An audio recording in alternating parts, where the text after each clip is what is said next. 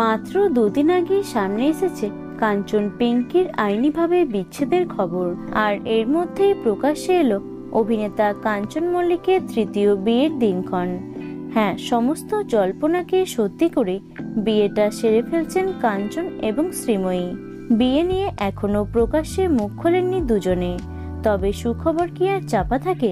টলিপাড়া সূত্রে খবর, গত 14ই ফেব্রুয়ারি ভ্যালেন্টাইন্স ডেতে তারা আইনি মতে রেজিস্ট্রিও সেরে ফেলেছেন এবং আগামী 6ই মার্চ বিয়ের পিঁড়িতে বসছেন কাঞ্চন শ্রীময়ী। শ্রীময়ীর এটা প্রথম বিয়ে, তবে কাঞ্চন মল্লিকের এটা তৃতীয় বিয়ে হতে চলেছে।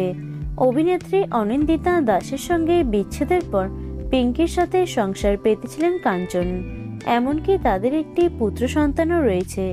তবে দ্বিতীয় বিয়েও সুখের হয়নি কাঞ্চনের, তাই শেষ পর্যন্ত আইনি পথে হেঁটে নিজেদের পথ আলাদা করেছেন তারা।